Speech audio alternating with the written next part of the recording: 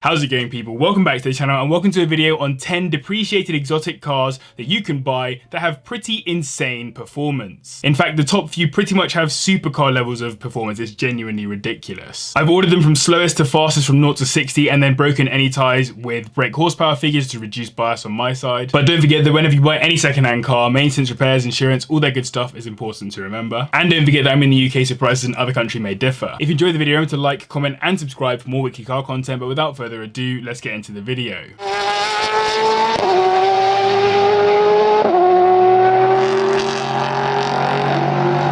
Let's kick this video off with a car that has pretty much already achieved modern classic status, the BMW 1M with its 3-litre twin-turbocharged inline-6, putting out 335 brake horsepower, which takes from 0 to 60 in 4.7 seconds. This oddly named M car, to avoid confusion with the classic M1 from the 80s, was a bit of an experiment for BMW in that it was both a limited run and employed turbocharging to make power, something that had only been done once before in an M car on the X6M. It only comes as a 6-speed manual and has a wider track width on both the front and rear than the standard 1 Series, hence the wider arches. The interior comes with some more luxurious or sporty materials than the standard 1 Series, but in reality they're relatively similar in looks. Despite that, reviews note it's an absolute joy to drive and herald it as one of the greatest M cars ever made. Strangely, these have been losing value a lot recently, despite maintaining and increasing in price over the last few years, as you'll find them listed for a minimum of around £32,000, with the best condition examples at £55,000. I reckon this fall might have a bit to do with the fact that the car isn't really as rare as BMW originally planned,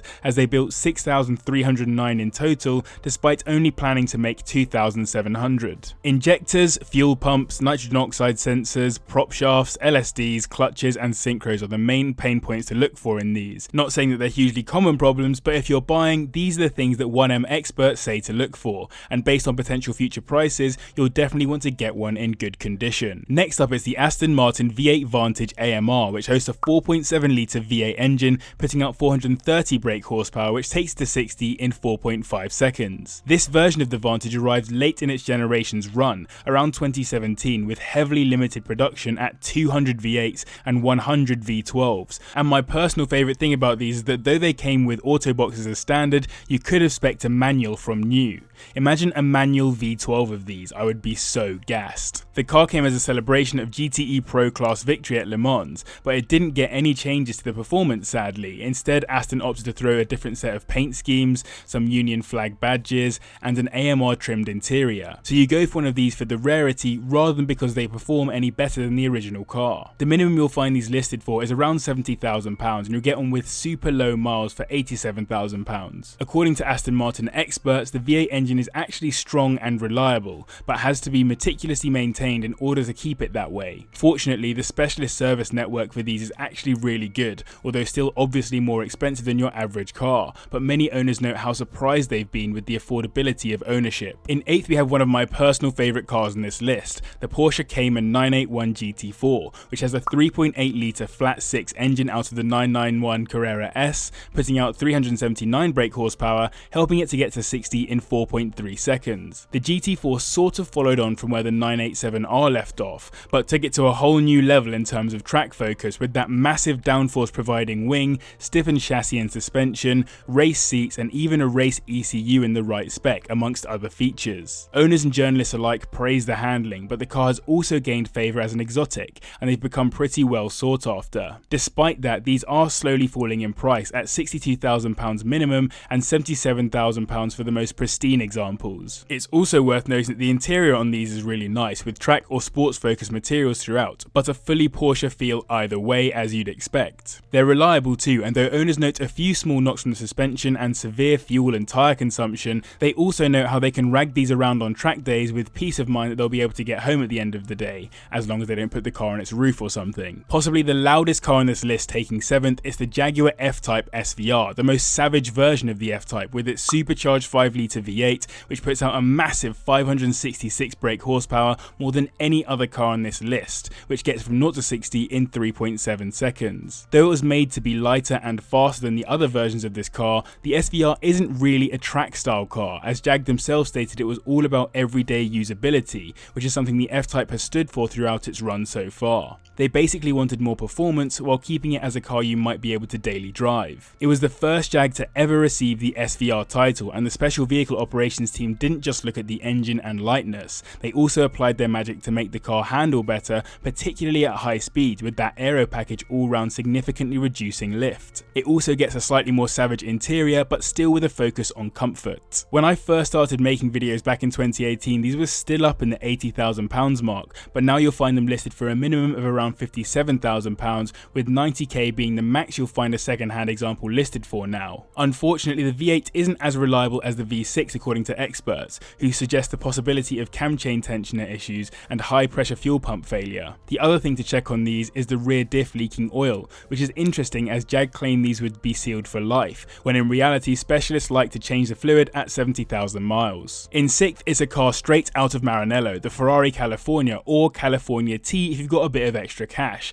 thanks to the non-T's 4.3 litre V8, which produces 483 brake horsepower and matches the F-Type from 0 to 60. This is considered to be an entry-level Ferrari, but despite that, the car actually had a bunch of new features for the manufacturer, like being the first Ferrari with a V8 in the front, the first with a 7-speed dual-clutch transmission, the first folding hardtop convertible, and a few other points as well. It was also designed by Pininfarina's own Ken Okuyama, the same man who designed the Enzo, NSX, and a bunch of other legendary beasts. My favourite thing about these is that interior, such a beautiful place to be. You'd have a great time cruising some French Riviera roads, top down, attractive passenger, you're laughing. £60,000 is the minimum you'll spend to get one of these, and you'll get a California T for around £89,000. They aren't bad on reliability, but will cost a fair bit to get right if they do go wrong. Earlier cars have been known to have gearbox failures on DCT models, and there are known electrical issues too for you to be aware of. Overall, I'd say it's not bad, but you'll need to keep up with the expensive Ferrari maintenance. If you're enjoying the video, remember to hit the like button, I'd really appreciate it, and subscribe as well if you're new. I post twice every single week, and I mean, it's free, so why not? If the video gets 1,000 likes, I would do a cheaper exotic cars video, because these ones are all reasonably expensive still. Anyway, let's get back to it. Starting off the top 5, we have the Mercedes AMG GTS, which hosts a 4-litre twin-turbocharged V8,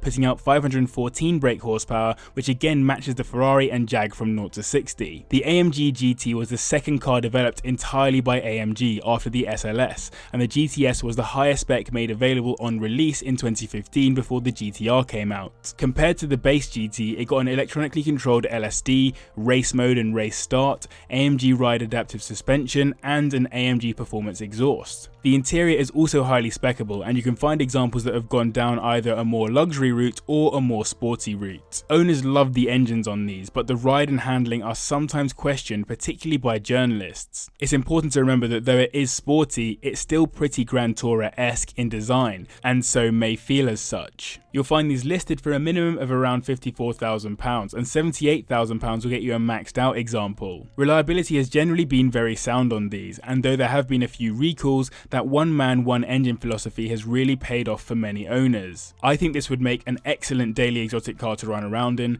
but it's definitely not as flashy as some of the other cars on this list. Beating out a bunch of arguably more exotic cars thanks to its ridiculous pace, the Mark III Audi TT RS takes 4th on this list, with its 2.5 litre inline-5 turbocharged engine putting out 394 brake horsepower and managing 0 to 60 in 3.6 seconds. It sits on the MQB platform alongside many other VW Group cars like the A3, Leon, and Mark VII Golf, despite being a sports car in shape. The inline-5 engine sounds amazing, giving mental throwbacks to Quattros of the Group B rally era, and alongside that all-wheel drive layout, it really does offer some exceptional performance, but it has been noted by reviews that the handling isn't quite as up to scratch as that engine when running at higher speeds. The interior is amazing though, minimalist but refined, sporty and comfortable. Having been in one, I can confirm it's exactly what you need from a car like this, nothing more, nothing less. And with that much more savage aero pack and body kit to match, it certainly certainly looks a little bit more special than your average TT out on the roads. This is the second cheapest car on this list too, despite that pace, at £34,000 bare minimum and 50k at the top end for one with a very high spec. In terms of reliability, these are reasonable, with the main things to look out for being pretty normal VW Group issues. The one thing to note is that with the RS logo comes an RS price tag for maintenance and repairs if anything does go wrong. Onto my actual favourite car on this list now. In third we have the Lotus Exige Sport 410, which has a supercharged V6 engine which puts out 410 brake horsepower, taking the car from 0 to 60 in just 3.3 seconds. The idea for this was to sort of be a middle of the road car between the more track focused examples like the 380 Cup and 430 Cup and the more road based models like the 350. It isn't as track capable as the Cup cars without some of the features that keep it from losing power on track days through heat soak, but it'll still very much hold its own while being slightly more comfy out on the roads. The aero on these is insane too, and with that massive wing and general aero package it will produce 150 kilograms of downforce, and with a huge amount of carbon fibre it became the lightest V6 Exige available on release. These are available for around £65,000 with still very low miles on them, and 80 grand will get you one in nearly new condition. There are a few lemons that have been reported on forums, but generally these are pretty reliable, despite Lotus usually being known as lots of trouble, usually serious. Owners rave about how incredible the handling is on these, and there are plenty of examples of people switching from 911 GT3s into these Buttes.